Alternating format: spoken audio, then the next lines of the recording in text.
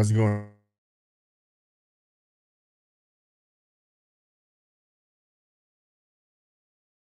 The 2023-2024 NFL offseason, looking at all of the teams in the NFL, all 32 teams, and getting a idea of the baseline for where each team is going into this offseason.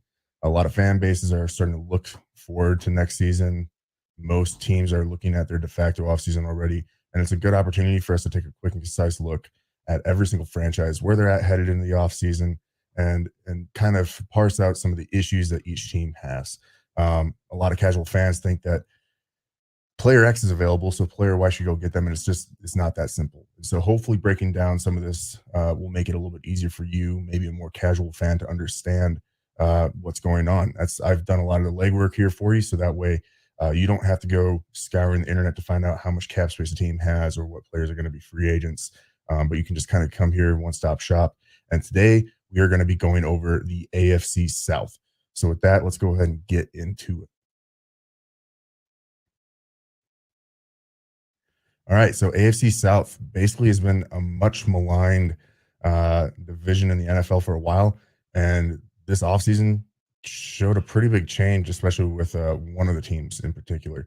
But first off, we're going to start off with the Jaguars. So the Jaguars started off the end of the year 9-8. They looked like a playoff team, especially throughout the middle of the year, but they kind of had a slow start, and then a definitely slow and not so good end of the year. But 9-8 positive record isn't bad for the Jaguars. Again, one of those kind of maligned franchises. Offensively, however, they were ranked 27th according to PFF. They were tied for the 18th best defense. They do have some pretty solid players there, but as with basically every roster, there's a lot of spots that they can look to upgrade. Now, this season, it's kind of tough to put a finger on exactly what went wrong for the Jaguars, because they looked to have a pretty solid amount of talent on offense. You know, Trevor Lawrence, Calvin Ridley to play this year, a decent wide receiver group, a decent tight end there, and then things just kind of fell apart. I mean, there was injuries and whatnot, and then Trevor Lawrence getting that high ankle sprain. He just wasn't the same after that, even though he was playing the next week after that injury. Um, Doug Peterson is a good head coach, and he should be able to right the ship. And I think that this is possibly a little bit more of a front office issue. Trent Baalke's the GM there. I've never been a fan of his. I would have to ask some San Francisco fans how they felt about him being there, but he was kind of run out of town, and hopefully he's able to continue riding the ship here in Jacksonville, because right now it feels like we have a bit of a coach boost happening rather than necessarily a full roster boost. Either way, I in the offseason right now, the Jaguars have an expected effective cap room of 10.3 million in the positive. That's good for them. But they do have some serious free agents that they have to look at potentially resigning, with the number one guy being Josh Allen. Josh Allen, not the quarterback, but the defensive end. He had himself a quiet but very good year. And he's kind of like the heart of their defense, the best player on their defense easily. If they let him hit the market, like, it is a big loss. I expect them to do whatever they need to do in order to retain him, even if that means using the franchise tag on him. Other than that, they have defensive end Dwayne Smoot, outside linebacker Clavion Chason, wide receiver Calvin Ridley, who they traded for after he was suspended, cornerback Trey Herndon, and guard tackle Ezra Cleveland. And I list him as both of that because he was traded to the Jaguars last year from the Minnesota Vikings. He was a starting guard for us for years. But he was a tackle coming out of college. He wants to get a shot at playing tackle, wants tackle money. And tackle is something that this team definitely could use. They could use guards as well, though. So if they bring him back, I think it's going to be, probably as an interior offensive lineman. And he would kind of have to swallow his pride on that one and probably not take as much on the paycheck side in order to get that. But another big story with this team does center around Calvin Ridley. So, like I said, he was traded for, sat out last year, and the terms of that trade involve a pick this year. So, if Calvin Ridley is re-signed, if he is on the Jaguars roster, the Jaguars owe the Falcons a second round pick. And look, Calvin Ridley looked great with the Falcons and looked like he was going to be an awesome fit here for the Jaguars. And at times you kind of saw that potential creep out. That being said, too many dropped passes, too many games where he just was not a factor whatsoever. And to give up a second round pick is really, really difficult to do, especially this year, because there's so much wide receiver talent out there. They have some good guys there in Zay Flowers and not Zay Flowers, Zay something. I can't think of it off the top of my head right now. But Christian Kirk as well and Evan Ingram. And so if they want to add another wide receiving option, you can easily do that with your second round pick and have it possibly be as good, if not more of an upgrade to Calvin Ridley, at least more upside. Right now, the team does need wide receiver help, assuming that Calvin Ridley walks, edge rush help, especially if Josh Allen walks, cornerback help, tackle on the offensive side, defensive line, and interior offensive line. This team needs to bulk up that offensive line, make sure that their running game stays good, protect Trevor Lawrence because I mean he does look like he could be the guy. Being the number one overall pick, he definitely hasn't lived up to that yet, and people are starting to sunset the idea of him being worth the number one overall pick at this point. I'd say give him a little bit more time. I mean, you kind of have to throw out that first year being under the terrible head coach. But yeah, for the Jaguars, they really should make sure they get Josh Allen back. I would personally walk on Calvin Ridley and then focus on the draft. In the draft, they do have some good capital. They have the number 17 overall pick. And then depending on what they do with Calvin Ridley, they'll either have 7 picks if they keep him or 8 picks in total, including that second rounder, if they let him walk. All right, next up, we're going to be going over to Indianapolis with the Colts. Colts, better year than I guess I expected, but I mean, in general, they were an average team, especially record wise. Drafting Anthony Richardson high, a player that I was really a big fan of. We didn't get to see a ton of him, and it hopefully hasn't hurt his development too much because he ended up sitting out going on IR for a lot of the year. He's definitely a little bit more of a running quarterback, but I think he has the arm talent if he's coached well to become a good passer. And the coach that he has there, Shane Steichen, is absolutely the guy to help him achieve that. He did wonders with Jalen Hurts, who can run the ball and pass the ball, but definitely is good at running the ball and was good at running the ball early in his career. And that's probably what they're going to lean on with Anthony Richardson to an extent. They just got to teach him how to be safe. But the Colts ended up with a record of 9-8, pretty average record. Offensive rank, according to PFF, was 20th in the league and 22nd on the defensive side. So average, but technically below average in both those aspects. The good news is that they did sign Gardner Minshew in the offseason. He is a fringe starter, I would say, a good bridge quarterback, and definitely a high end backup for a team. And he, as the year went along, did pretty decent. He's going to be a free agent this year, and we'll get into the rest of the free agents that they're going to have. But you know, assuming they don't bring him back, he's going to be a priority signing for someone to either be a bridge quarterback or that high-end backup. And if anyone watches the show, they know that we love Gardner Minshew at the Lineman Lounge. So he's a guy that I'm hoping that my team could look at bringing in as well. Other than that, I mean, the Colts, the things are looking up for them in general. Jonathan Taylor re-signed with the team, which is nice because obviously he's a top-end back. But while he was away, Zach Moss was playing really damn well. Like he was looking like a starting style running back.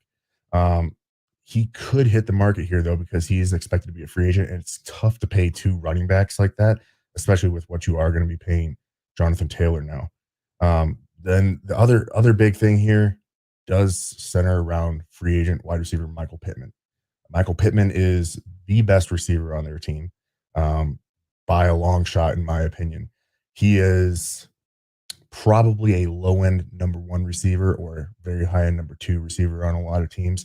And that's why this team does need to look at adding other receiving talent around him, assuming that they're able to keep him. And looking at what they're having for effective cap space, it's definitely a possibility that they can do that. So as of right now, they're expected to have $58.5 million in effective cap space. So they're sitting pretty there. They do need wide receiver, cornerback, edge rush, defensive line in general, a tight end, and offensive tackle help. They should be able to get some of that through the draft because they're picking number 15, and they have 7 total picks in the draft. And that, realistically, if I'm them, I am absolutely looking at wide receiver hoping that one of those top three guys, but realistically, one of the top 4 or 5 absolutely should be there by number 15 and could really help bolster this offense. Give Anthony Richardson another option to throw to. As far as pending free agents, cornerback Kenny Moore is slated to leave, defensive tackle Taven Bryan, quarterback Gardner Minshew, wide receiver Michael Pittman, defensive end Tyquan Lewis, and running back Zach Moss. And now there's other names there of guys, but again, I'm not going over every single free agent. And by by all means, as I'm going through these offseason previews, if you're a fan of one of these teams, and there's a guy that I haven't listed that's expected to be a free agent, or a person in particular that's important to your team, or a move that you think that they should do, shout us out in the comments. Let us know so that way we can focus on that and get a better idea of what each team should be doing. All right. Defensively, of course, they could kind of use help all over the place, but as of right now on offense, they've got a good run game, especially with Jonathan Taylor. They've got some solid interior offensive line players, and they just need to give Anthony Richardson some weapons to throw to and allow him to develop. And then most of that other focus can be on the defensive side of the ball. Cornerback, they're definitely lacking, and more edge rush. So if the Colts want to, they can focus a majority of this draft on defense with that much cap space between re-signing Michael Pittman and maybe a couple other priority in-house free agents. They can go out and make some splash moves in free agency to bring in talent and really set Anthony Richardson up in a nice way where I think Shady Second can take big time advantage of him. This team absolutely could be a playoff team within a year to 2 years as long as they keep trending in the right direction. It'll be a little bit tough though with some of the other players here in the AFC South because Jaguars, like we just talked about, they had a down year, but they don't seem to be a team that is just going to go back into the depths again. Like they could be competitive for the rest of the year, and we have at least one other team here in the AFC South that really made a huge turnaround, but we'll get to them last. So next up, we have the Tennessee Titans that we're going to go over. So Tennessee Titans, they have a new head coach. They fired Mike Vrabel. Blew my mind that they did this. I mean, I guess it kind of felt like time for them to move on and move in a new direction, but it's really tough to do that because Vrabel is such a good coach. Either way, they had a relatively abysmal record of 6-11 this year, and they were one of those weird scrappy teams that would come out and they knock a good team in the teeth, and then they would just play other competition pretty poorly. Right now, they have an expected effective cap space of 35.2 million, so a decent amount to play with, but they do have a lot of holes on this roster. Almost damn near every position could use an upgrade of some sort, especially when you look at their pending free agents. So the quarterback situation is generally figured out with Will Levis there, but quarterback Ryan Tannehill is going to be hitting the market. Running back Derrick Henry is expected to be a free agent. He's already kind of said his goodbyes to the team, and I don't expect the team to retain him. He's going to be a big name for someone to go after. Again, one of those running back hungry teams. Like the last episode, we talked about the Dallas Cowboys. I could kind of see him going there and fitting in with what Jerry Jones likes to do. Also, linebacker Azeez Al-Shaair, who I believe came over on a one-year deal. Previously, hadn't played for the 49ers. Cornerback Sean Murphy Bunting, free safety Terrell Edmonds, wide receiver Nick Westbrook Ekine. I'm going to say that incorrect, I'm sure. And defensive tackle Ross Blacklock. Offensively, this team ranked 19th, which was kind of a surprise to me that they ranked that well. But defensively, again, abysmal, ranked 29th. And for a defensive head coach like Vrabel, that's definitely not something you want to see. But this team is basically being brought down to the studs right now. I know that term gets used a lot by me, but they need to rebuild the foundation of this house, this franchise, probably starting around the tackles. Their best player probably on the team right now is Jeffrey Simmons on the defensive line. Other than that, the rest of the roster can be gutted. They can look at this with, hey, this is a 2 to 3 year project to be competitive again. And they have a decent head coach in there now, and Callahan, who I think definitely can have a focus on the trenches, especially the offensive line. He brought his dad in from Cleveland. I know that Sleeveless Mike is not happy about that because his dad is one of the best offensive line coaches in the NFL, if not the best. And he's coming in there. He's going to have kind of a blank slate to build with.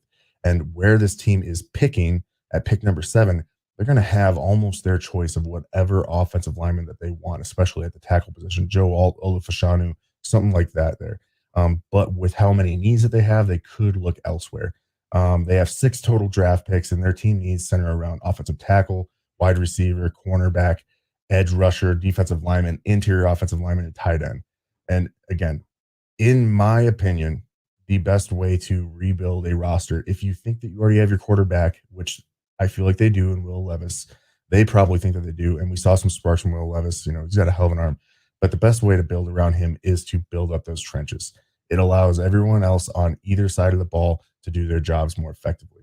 So I expect them to target that early and hard in the draft. And then with free agency, 35.2 million in cap space, that's not bad. They can definitely gut their roster a little bit further and get that cap number up and go and try to sign some, priority guys maybe along the defensive side of the ball, because this is a good year in free agency for defensive end help. All right. Lastly, we're going to go to one of my kind of favorite teams right now, which is so weird to say because the Texans have just been really bad for such a long time and kind of a joke around the NFL. But damn if that team hasn't been turned around. Uh, Bringing in D'Amico Ryans back home to the Texans has just been such a boon for them. And then taking that shot on rookie quarterback CJ Stroud made this team really electric. They made the playoffs this year. The Texans finished 10-7 through the regular season. Offensively, they're tied for 13th best according to PFF, and defensively, they're ranked 11th. I don't know that anyone saw this big of an upgrade from this team, which perennially has maybe had 3 wins a year, 4 wins a year. And then all of a sudden to jump up to double-digit wins, to be very competitive with a lot of these teams that they're going up against, playoff teams. It was really, really impressive. The Texans are sitting in a good spot as well for this offseason because they have been rebuilding this roster.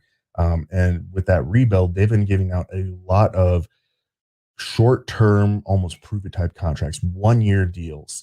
And that means that they got a lot of pending free agents. They have 59.3 million going into this offseason because of these short deals, but they do have a lot of those free agents that I think that they absolutely should look at returning a lot of these guys. And it's not going to completely tank their cap space. I think that this team bringing back these free agents, they don't need to go after a lot in free agency otherwise, and they can continue to build through the draft, especially if they're able to hit like they did this last year, where realistically they had 3 top end draft picks. Will Anderson was or is up for defensive rookie of the year, I believe, still. CJ Stroud, offensive rookie of the year, looks like a slam dunk.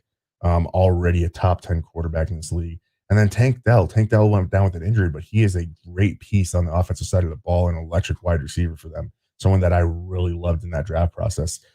Going along with him, you've got Nico Collins, who's developing into a true number 1 wide receiver. So that's awesome for them. But again, they've got a bunch of these guys that they need to look at possibly re-signing. Defensive tackle Sheldon Rankins, he's getting up there a little bit in age, so I could see them letting him walk and possibly focusing with their number 23 pick overall in the draft and their 8 total picks in the draft on maybe going after one of those interior defensive linemen. You know that D'Amico Ryans is going to want to boost that defense because he's a defensive guy. Tight end Dalton Schultz is also set to walk on a 1-year deal coming from Dallas. He was a good tight end for them. I expect them to try to bring him back on a little bit longer deal. Defensive end Derek Barnett, cornerback Steven Nelson, kicker Kaimi Fairbairn, defensive tackle Hassan Ridgeway, right tackle George Fant, running back Devin Singletary, who was a nice 1-2 punch for them there. Wide receiver Noah Brown, linebacker Denzel Perryman, and center Scott Kessenberry. I kind of feel like the Texans are the AFC version of the Detroit Lions this year, which we'll get into the Detroit Lions, obviously, when we do the NFC North breakdown. But they have a motivational former player as a head coach. They are building a team that is got some grit, and they're being built, from the ground up to be hard nosed, to be competitive, to not not listen to the outside pressures of saying, "Hey, this is a bad team." Always a bad team, gonna always be a bad team. They're making their own destiny right now. So I would bring back a Noah Brown. I thought he was a really nice piece as like a number 3, number 2 style receiver. But if they don't, they could look at adding a wide receiver in the draft. They also need more edge rush help. Again, defensive head coach, you can fully expect them to be going after defensive players in this draft. Anyone across the defensive line overall in general. Cornerbacks, they have some okay pieces out there with like Derek Stingley, but they obviously are going to want to add more cornerback depth. And then offensive tackle. Right now, they've got a good left tackle, but they could use some help over at the right tackle, especially with George Fant probably walking. And again, this draft is great for tackle help, especially early on in the first round is where you're seeing a lot of your left tackles go, but we're seeing top end style right tackles, guys that would be high first round picks falling into the second round easily, and all the way back to where they'd be picking. So I expect them to go after wide receiver, defense, and offensive tackle this offseason. And with that, that's our wrap up of the AFC South offseason preview. Let me know how I'm doing with this. Shout it out. Give me a comment. Let me know if I'm missing anything or there's anyone else for any of these teams that you want me to go over. But with that, I'll be bringing you the NFC South here in a short amount of time, probably the next 24 hours. So until then, see you later.